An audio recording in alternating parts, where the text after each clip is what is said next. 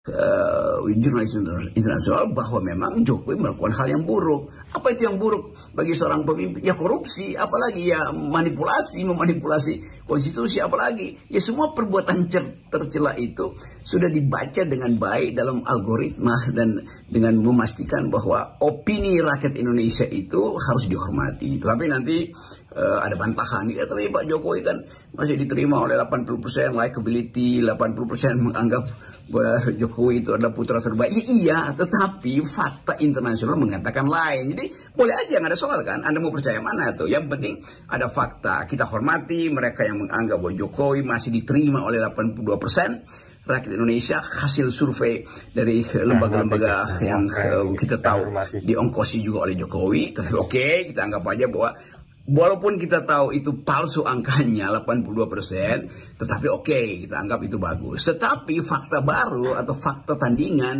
juga harus kita hormati bahwa dunia menganggap Jokowi itu adalah pemenang, kendati tidak menang pertama, tapi dinominasikan sebagai pemimpin yang buruk. Kan itu dasarnya kan. Jadi harus kita terima dua fakta itu. Tinggal kematangan kita untuk percaya. Apakah survei-survei publik itu yang kita percaya, atau tatapan mata internasional yang berjarak, yang justru tidak punya interest itu yang kita percaya? Silahkan aja kan. Assalamualaikum warahmatullahi wabarakatuh guys. Kembali lagi di channel Gambas LG guys. Ini ada video dari Bung Rocky Gerung dan juga Bung Heru Arif guys. Ini membahas tentang pendapat Ketua Umum PBNU guys, Gus Yahya Stakuf, tentang penilaian posisi RP guys, tentang nominasi Pak Jokowi menjadi pemimpin terkorup guys. Oke, kita saksikan diskusi singkatnya guys dari Bung Rocky Gerung. Apa guys, kita ambil hikmahnya guys. Ini dunia persilatan makin menarik ini. Oke, Pak. Bung Rocky, ini penobatan Jokowi oleh OCCRP ini sebagai salah satu pemimpin terkorup di dunia ini rupanya benar-benar membuat Jokowi dan para pemujanya itu panik, dan kemudian sekarang para buzzer dan pembelanya mencoba mendowngrade OCCRP. Ini bahkan yang saya terkejut, ketua PBNU ya, sekelas ketua PBNU ya, Yahya Stakuf pun ikut-ikutan mempertanyakan dan menilai sebuah OCCRP ini sebagai lembaga yang tidak kredibel. Dan katanya kalau di Belanda banyak lembaga-lembaga semacam itu. Karena itu ya hasilnya juga tidak kredibel. Terlihat makin konyol argumen dari para pendukung Jokowi tentang keputusan dari OCCRP itu tuh. Mereka boleh mempersoalkan bahwa OCCRP tidak punya data tentang keputusan pengadilan yang menghukum Jokowi. Lah justru dengan temuan-temuan OCCRP itu dimungkinkan suatu waktu nanti Jokowi diadili. Kan begitu cara berpikirnya kan.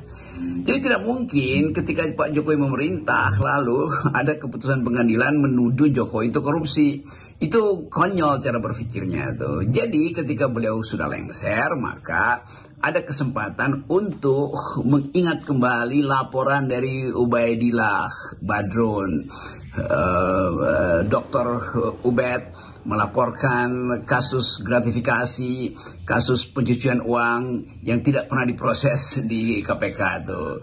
Orang akan mengingat bagaimana Jokowi menipu publik, pemerintahannya menipu publik dengan mengatakan bahwa tidak ada Indonesia mengekspor nikel ke Cina itu dalam bentuk barang mentah, dan Cina bilang ada itu 5 juta ton justru.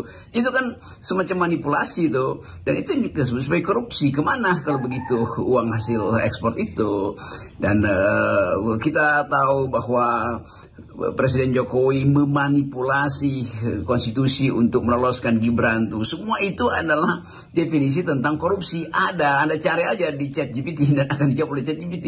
Dan semua yang kita maksud dengan korupsi itu didokumentasikan dengan baik di dalam laporan-laporan LSM Indonesia tuh.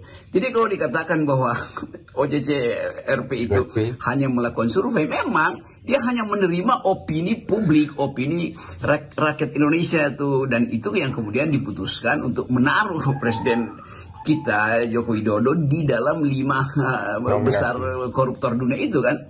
Jadi itu sebetulnya dasarnya. Kan nggak mungkin OCCRP itu datang untuk mencari data itu ke Solo, datang ke ke Istana Bogor untuk dapat datanya. Semua data itu ada di situ tuh, diucapkan oleh Rizal Ramli, diucapkan oleh Faisal Bahri, dua-duanya maaf udah almarhum, diucapkan oleh Ubed, diucapkan oleh BEM SI, dibongkar di bocor alus, di mana-mana data itu ada. Dan itu artinya publik punya ingatan tentang korupsi Jokowi, lalu dibaca oleh sistem internasional tuh. Jadi memang begitu mekanismenya kan. Itu yang menakutkan para jongos Jokowi, bahwa satu saat memang mereka nggak bisa kendalikan lagi opini publik kan. Jadi bocor kalau bocor halus masih mungkin Tempo di hack, tapi ini OCCRP itu ada bocor beneran. Jadi bukti bahwa Jokowi korupsi, ya itu yang dilaporkan oleh OCCRP. Dari mana OCCRP dapat data itu? Ya dari data pembicaraan publik yang tidak mungkin disidangkan di Indonesia. Begitu cara berpikirnya kawan-kawan yang makin lama makin dangkal membela Jokowi. Kan itu kita mau terangkan semacam itu. Sekali lagi, fungsi-fungsi itu yang dimungkinkan dalam sistem internasional, yaitu transaksi ide itu tidak mungkin dibatasi lagi oleh sistem hukum positif kita. Nah ini tidak hanya menuduh OCCRP sebagai lembaga jadi-jadian, para pembela Jokowi ini menuduh ini sebagai lembaga bayaran, atau malah menyebutnya sebagai lembaga antek Amerika begitu ya. Okay. ini mereka ini ngomong berdasarkan kebiasaan mereka sendiri gitu ya. Jadi mereka nilai ya sama seperti yang kelakuan mereka lah, kira-kira gitu ya, kalau mau ada muncul hal-hal semacam ini. Lalu muncul investigasi OCCRP dapat dana dari mereka yang anti Indonesia itu. Ya dengan sendirinya kan orang yang merasa bahwa Indonesia itu sedang menurun di dalam segala hal, memburuk dalam demokrasi, maka filantropis dunia membiayai berbagai macam organisasi internasional untuk menerangkan kenapa Indonesia terjebak di dalam defisit demokrasi. How democracy dies itu dihasilkan melalui penelitian panjang bahwa elit Indonesia itu koruptor semua itu. Jadi itu dasarnya kenapa kita percaya pada sistem internasional, karena kita nggak percaya pada laporan dari dalam negeri kan. Jadi mereka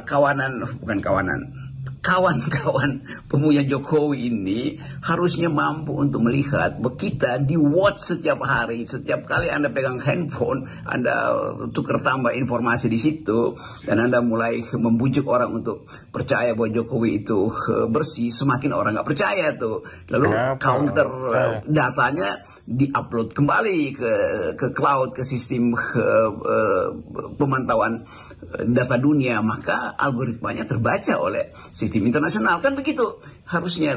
Jadi bukan sekedar berupaya untuk menghindar dengan satu kepastian bahwa itu bukan lembaga riset. Itu adalah lembaga riset yang basisnya adalah opini publik. Itu adalah lembaga riset yang basisnya ada keinginan untuk memperbaiki demokrasi di Indonesia tuh.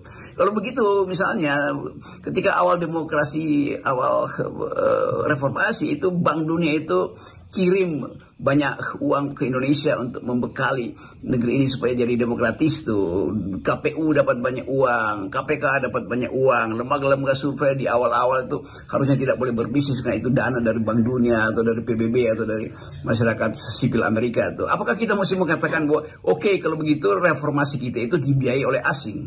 Begitu cara berpikirnya kan, dungu namanya kan. Justru ketika kita memulai reformasi, maka masyarakat internasional merasa perlu membantu Indonesia supaya ditumbuhkan institusi demokrasi, supaya value demokrasi itu dialirkan dengan cara beradab. Kan itu dasarnya tuh. Nah sekarang hal yang sama dilakukan oleh organisasi internasional untuk melihatkan bahwa Presiden Indonesia ke-7 itu adalah koruptor.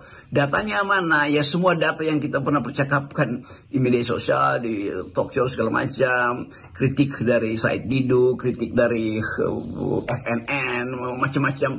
Itu yang kemudian diambil untuk dianalisis. Jadi memang metodenya ya begitu. Nggak mungkin ada metode tanya langsung ke Presiden, Pak Jokowi, Anda koruptor nggak? Atau sebagian Menteri Jokowi ditanya oleh OCCR, itu dia baru mau mengajukan visa aja udah pasti ditolak. Itu dasarnya tuh, jangan dungu melihat transaksi informasi dunia itu dasarnya. Dan kalau kita baca literatur macam-macam, baca Noam Chomsky, baca dulu Richard Robinson, lalu baca di awal Orde Baru apa namanya Indonesian Tragedy yang ditulis oleh Brian May, laporan-laporan tentang keadaan Indonesia di masa Orde Baru. Dan itu hal yang sama ketika kita masuk pada era reformasi, keterbukaan itu udah ada di depan mata kita tuh. Jadi mereka yang menutup mata terhadap informasi lalu lintas informasi dunia itu namanya dungu dua kali, karena dia nggak ngerti bahwa metode untuk menghukum sebuah negara justru dimungkinkan ketika fasilitas dalam negara itu menutup akses, maka terbuka akses lainnya. Apa yang namanya akses sipil, dan itu yang diedarkan melalui Amnesty International, Transparansi Indonesia, itu bocor arus macam-macam lah. Hal yang biasa dalam sistem pendataan publik global. Ini macam-macam modusnya, itu soal bayaran, soal metode dan sebagainya gitu yang mereka persoalkan. Pokoknya apapun caranya ini dibuat lembaga ini kesannya nggak kredibel gitu ya. Saya pikir ini karena kebiasaan Jokowi dan para buzzernya ya, biasa main-main lah misalnya dengan lembaga survei. Jadi mereka nganggap bahwa OCCRP yang mirip-mirip lembaga survei yang bisa diusing gitu oleh Jokowi. Tapi ini kita ngomong ini tidak semua lembaga survei begitu loh ya, di Indonesia itu masih ada kok lembaga-lembaga survei yang kita nilai ini kredibel. Yang kita sebut lembaga survei ini adalah lembaga survei yang juga jadi pemuja Jokowi dan sekarang sebagian dapat jabatan di pemerintahan.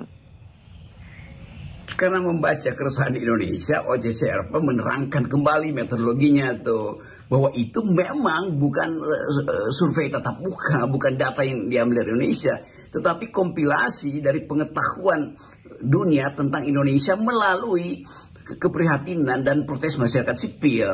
Dan karena itu diterangkan di dalam situs OCCRP. Lalu oleh buzzer-buzzer Jokowi mengaku, nah OCCRP udah batalkan itu, OCCRP malu, maka mereka cabut pernyataan itu. Loh, pernyataan itu ada di situ, bahkan diterangkan lebih lanjut tentang metodologi. Begitu cara menganalisis itu. Jadi nggak ada yang hoax di situ. Yang hoax adalah mereka yang tidak ingin mengetahui asal-usul dari penelitian OCCRP yang isinya adalah jurnalis independen, jurnalis investigasi itu. Lalu protes lagi, masa percaya pada jurnalis? Loh, kalau nggak percaya pada jurnalis artinya nggak percaya pada demokrasi. Karena jurnalis itu ada pilar keempat demokrasi. Bahkan ketika semua pilar yang utama itu eksekutif, legislatif, yudikatif tidak lagi bekerja, orang percaya pada jurnalisme. Di situ cara melihatnya tuh. Jadi jangan jadi jongos kedunguan lah itu. Kalau udah dungu ya udah nggak apa-apa, tapi membaca satu fakta dan dihubungkan dengan teorisasi, diterangkan lagi dengan paradigma yang sedang diedarkan di Indonesia bahwa rejim Jokowi betul-betul buruk di dalam pemerintahannya itu. Dan bahkan PDIP yang pernah mengasuh Jokowi mengatakan dia memang buruk. Ini apalagi alasannya itu kan, yang berumah di PDIP yang kemudian dikeluarkan dari PDIP itu penanda dibaca juga oleh sistem internasional, oleh jurnalis internasional, bahwa memang Jokowi melakukan hal yang buruk. Apa itu yang buruk bagi seorang pemimpin? Ya korupsi, apalagi ya memanipulasi konstitusi, apalagi ya semua perbuatan tercela itu sudah dibaca dengan baik dalam algoritma dan dengan memastikan bahwa opini rakyat Indonesia itu harus dihormati. Tapi nanti ada bantahan ya, tapi Pak Jokowi kan masih diterima oleh 80% likability, 80% menganggap bahwa Jokowi itu adalah putra terbaik. Iya, tetapi fakta internasional mengatakan lain. Jadi boleh aja, nggak ada soal kan. Anda mau percaya mana tuh? Yang penting ada fakta. Kita hormati mereka yang menganggap bahwa Jokowi masih diterima oleh 82% rakyat Indonesia. Hasil survei dari lembaga-lembaga yang kita tahu diongkosi juga oleh Jokowi. Tapi oke, kita anggap aja bahwa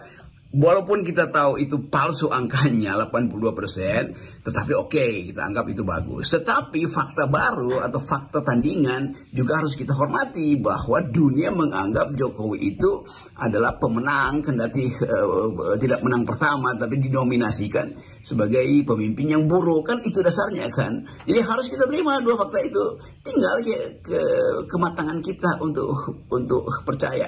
Apakah survei-survei publik itu yang kita percaya, atau tatapan mata internasional yang berjarak, yang justru tidak punya interest, itu yang kita percaya, silahkan aja kan. Jadi pembuktian itu ada di dalam kita sebut kalkulasi